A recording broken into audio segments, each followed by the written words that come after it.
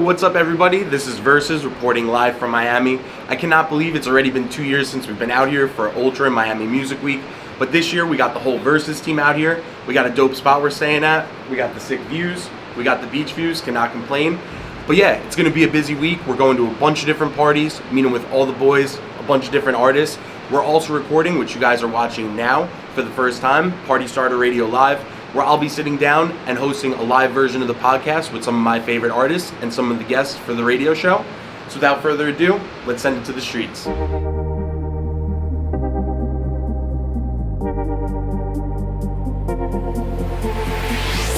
will never be alone again, and you will never be alone again this time. You will never be alone again, and you will never be alone again this time. You will never be alone again, and you will never be alone again this time. You will never be alone again, and you will never be alone again this time. Yo, what's up everybody? This is Versus. I'm joined by Stefan of Dataland for another episode of Party Starter Radio Live. Thank you so much for joining me, man. How's everything? It's good. It's really good being back in Miami. Yeah, man. When was the last time you were here from Miami now? I think we're going. I actually remember before the whole COVID thing. Like it was 2 years ago. Yeah. And I was at home. I bought some masks. I'm like, I'm going to Miami, Yeah. and then the whole world shut down. And Exactly. it's been since then. So now it's feels so good being back. For sure. I mean, even last night, the past 2 days we've been here, the energy's been insane. The artists are all excited. Everybody reconnecting from all around the world. I feel like Miami and Amsterdam are really those two special places throughout the year. Even EDC in Las Vegas, where you just have the whole community here, and it's a great chance for everybody to hang out, to network, and everything as well. Yeah, for sure. So, what are you doing this week while you're here in Miami? As I said, I did 11 Yeah. yesterday, and it was personally one of the best sets I've done there. Oh, that's awesome. And it felt so good, everything on point. I had so much new stuff playing, and I just had so much fun. And today I do the reveal party Awesome. at Wynwood. Yeah. And tomorrow, Friday, fly to Chicago, Oh, and we fire. do sound bar, and then back to Sweden for one day, and then go to Barcelona. Wow. Do the Choco Club there. Oh, very nice. Yeah. So you're on the move a bunch right now. Yeah, now it's starting to get back to normal. Like when, how to say, you're not really on tour, you're just doing a lot of shows. Exactly. But I'm doing the big US tour for the album. So Exactly. mid-May it's coming. And that's a proper tour with live production, everything. That's awesome. That's what I wanted to touch on as well. I saw that announced, I think it was last week or maybe 2 weeks ago for the tour. I saw some dates, even one of the places in Jersey where I used to play. I think Oasis Pool Club as well, you guys are doing. So what's it like, because whenever I see you guys live too, it's crazy. You were actually my first festival set I saw at Izu in like Wow. 2011, 2012. Me and my buddy walked away from the stage after that and we're like, we're hooked. Like this dance music stuff is awesome.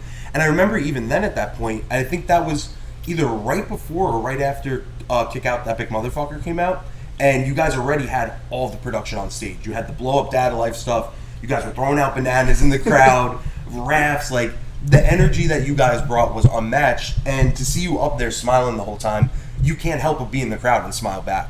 So what kind of goes behind the process, or even early on, where you guys were really like, we want to bring this different experience to the crowd and to fans?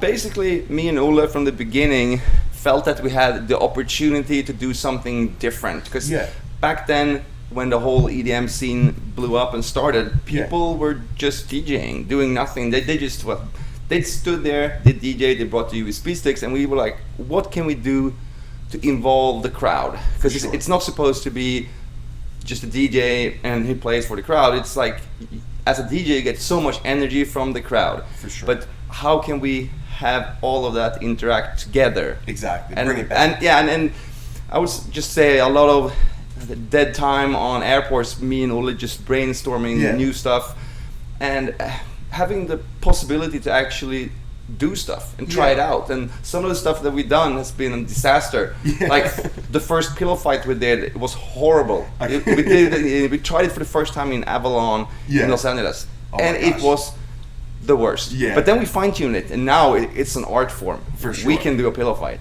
How many world records do you guys hold? I think 2. That's amazing. We have largest pillow fight, and then we have most people dressed up as fruit. Yes. And then, of course, as bananas. That's so awesome. It's crazy because I think, for me, one of the experiences where I really saw that, just that difference of your fans, like, you guys really have hardcore fans. And I think it's because of the time that you take, like you said, to make it personal. Every time I've seen you play, I see you, Ali, at least 10, 15, 20 minutes after, taking pictures, hanging out with everybody, talking. And I think it was like, I don't know, 2014, you played at Wet Republic, like a night swim. Conor McGregor was there right before he blew up. He was insistent on meeting you after, and then you had 20 bananas wrapped around you, like literally people at a pool party in banana suits.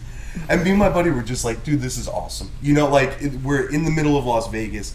To bring, like, even all those people that were strangers together, that they're waiting for you there, they're all talking, smiling, taking pictures together. You know, it's just something I really give you guys credit for, because it's never felt fake and it's never felt like a gimmick. No, you know? The thing is, for me personally, I always, after a show, want to take picture with each and everyone that wants a picture with me, because it's without the fans and without the people supporting, you're nothing. You're just a dude making music that maybe someone will listen to. For sure. The people that actually take time off from their life and spend it in Dataland, it's just, I'm so grateful for it. That for sure. It's just honest, just I'm so happy, and then I want to bring some back, and just like, if I take a picture, all good. I do sign whatever. It's like, that's awesome. I spend time reflecting with the fans. It's really important for me. For sure. And, you know, I mean, we were talking about it even yesterday with some of the interviews. As producers, you're constantly isolated. You know, even at least you have you two sometimes, mostly in the room. You got somebody else to kind of mess around and talk to. But then, like, you know, like, to actually bring it to the live show and to be able to go to your fans and go, you know, this is why we're doing this, you know, and to give back, I think they definitely, like, reciprocate it really well. And then you see it, like, I think it was the Red Rocks one. Was that the one that was, like, insane with the banana suits as well?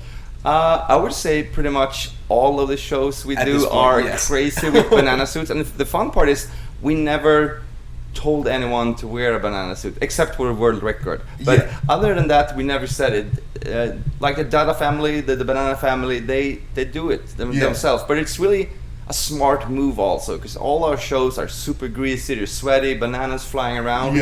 So if you're wearing like a normal outfit, it's gonna get destroyed. So wearing a banana suit, it's really smart. It's actually probably the better way to go. Yeah, I should have worn mine today for the interview. I was like, "No, you're good." Maybe I'll start spraying. Right.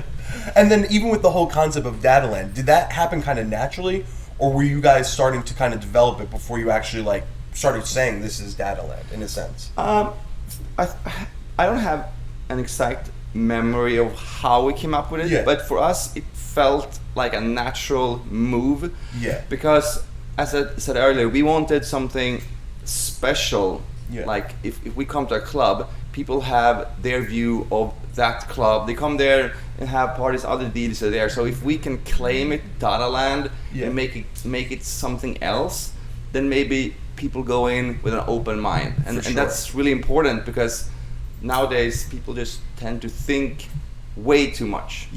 And just we want people, don't think too much, just have fun, be in the moment, escape a little bit. Escape for sure. That's so awesome to hear, man. And then I'm really curious too, like, because for you guys it was crazy. I mean, you haven't stopped. It's just been bangers after bangers. Like, listening through the album, I told my buddy the other day, I'm like, you know, you don't hear this a lot. You have top to bottom on the brand new album, it's all club music. It's all main stage stuff. It's different from like your older stuff, but you hear the influences, you hear the analog gear, you hear that dirty acid and the 303 sounds. When you guys were first starting, and you know, like before all of those big hits came out, I believe it was like 2011, 2012, the big pop really happened. Were you taking it that serious? Were you guys just having fun in the studio? We still just having fun. That's the main thing. It's like, we don't want to, we don't want to move with the wind. It's like, now this is popular, we're going to go there. Now we're going to go there. For us, we make music that is high energy and good melodies. For sure. And it could be a techno track, it could be a hardcore track, it could be a housey track, but as long as it has a good melody, it has good energy, and we're happy. And that's sure. that's the same thing with the label Crash and Smile, because we realized that there is this empty space of music that I think we can fill with the label. Definitely. Because I think more people want high energy and good melodies. Dirty sounds, exactly. And just some different stuff. I even remember, like, I think it was last year, right after my rave release came out on Dorn, and I'd spoken with you, and you told me about Crash and Smile. You said the same thing. You're like, listen, man, anything dirty energy with some good melodies, we're all for it. Please send it over and stuff. And even since then, I think it's been about a year and a half, 2 years now with the label. Yeah, something like that. We just keep on doing it, and it's I think tracks that have a good melody and that you can play it on a piano or a guitar is timeless. For sure. Because if you have a really groove-based, cool track, it's like that is fun for a month or two, and then you can't.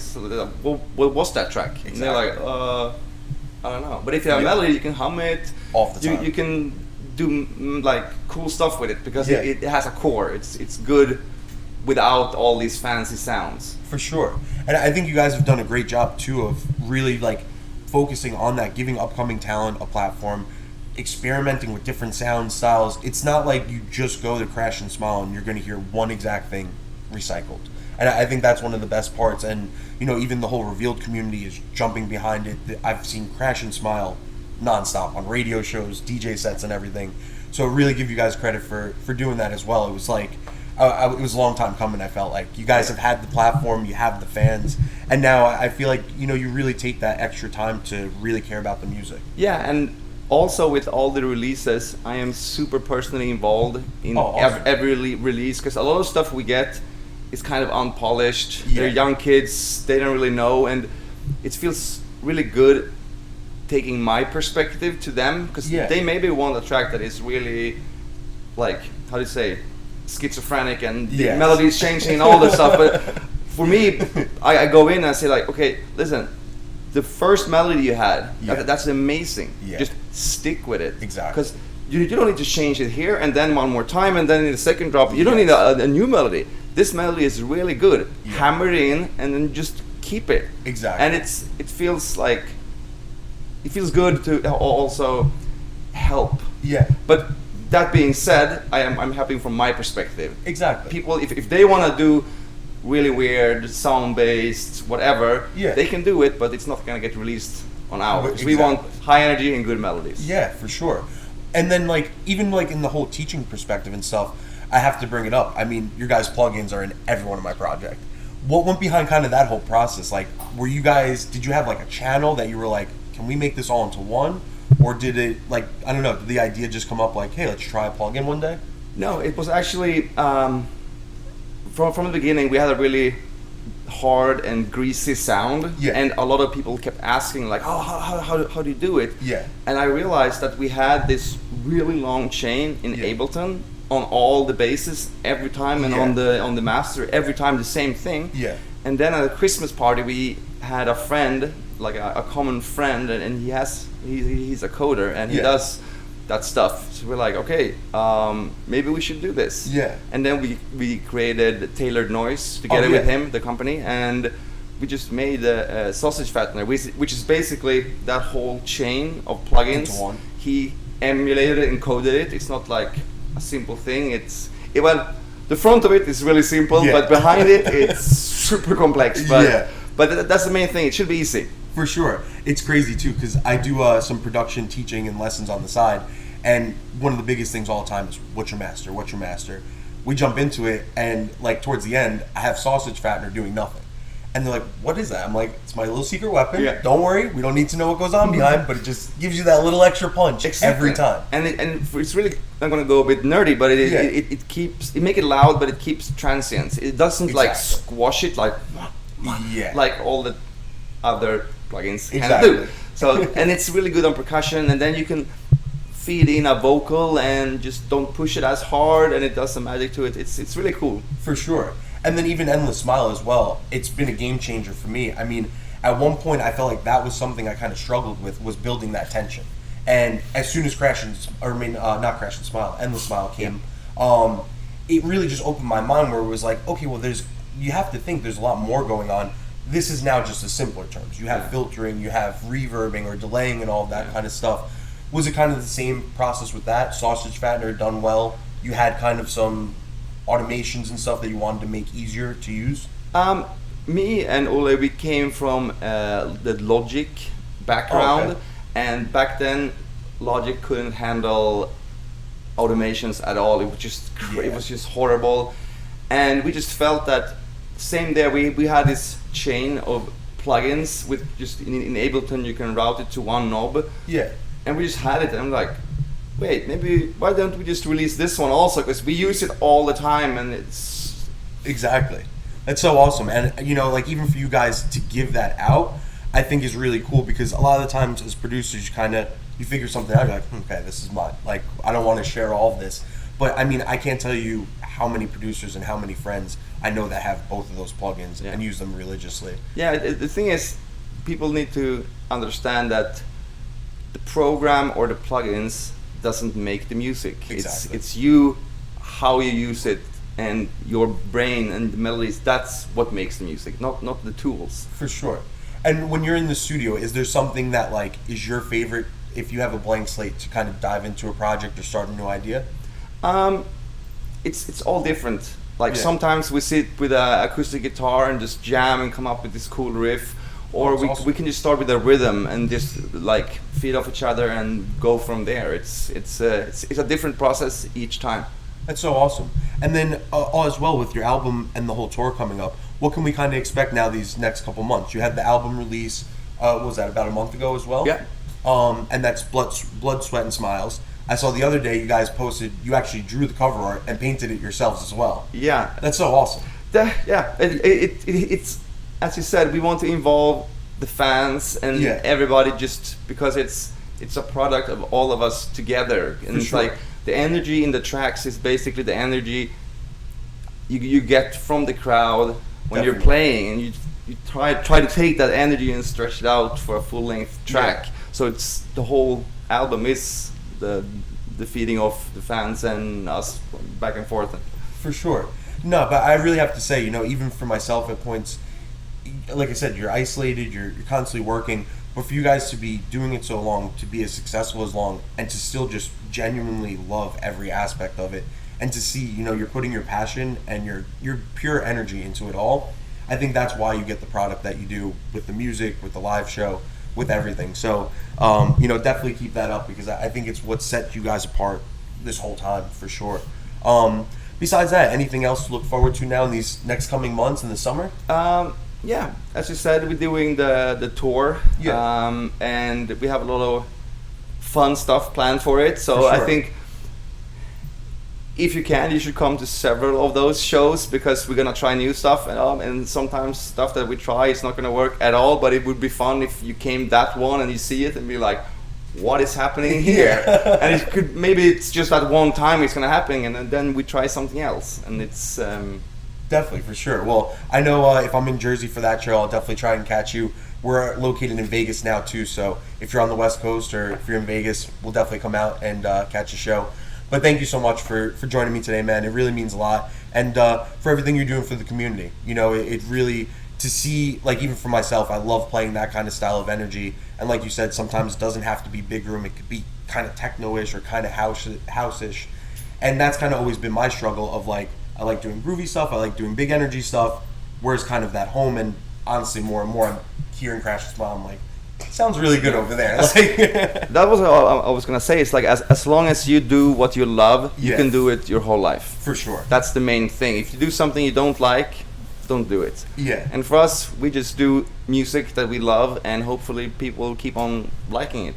Seriously, it's so inspiring and awesome to hear, because it's what I try and, you know, again, I'm not at any level compared to you, and I try and tell my students that all the time. They're like, well, when you have creative blocks and stuff like that, what do you do? And it's like, try and have fun. You know, I think the pandemic allowed me to do that, because it was like, well, we can't control what's going on. I don't know when shows and everything's coming back. The momentum was really good beforehand, and it just allowed me to, like, okay, if today it's not working with an original, do a bootleg or do a remix or download sounds or samples. Just like, don't allow yourself to treat this as like a job or like you're forced. This has to be fun. You're lucky to do music every day. But again, thank you so much for joining me, man. I can't wait to hear some more music. If you guys haven't already, definitely head over to Spotify, Apple Music, Beatport. Go grab Blood, Sweat, and Smiles. If you're in the area as well, he will be on tour starting in mid-May. If you're in the U.S., definitely go catch the shows. They're always insane. Thank you guys for tuning in to another episode of Party Starter Radio Live. What's the best place for fans to connect with you on socials? Instagram, awesome. At Dada Life? Yep. Awesome. Simple enough. Make sure you guys go follow them. You can follow our podcast at Party Starter Radio on Instagram. You can follow me at Versus Music Official on Instagram. And again, a huge shout out to Mangoes in South Beach today. The manager June was super accommodating, had everything set up, the bananas, the champagne, and everything. So thank you guys so much, and until next time, peace out. Every day I'm getting paid now, champion like MMA. Shorty, she with me, she bad now, like the way she make it shake. Running up all of these bands now, she like how I make it rain. Made it through all of this pain, wow, thanking God I made a way.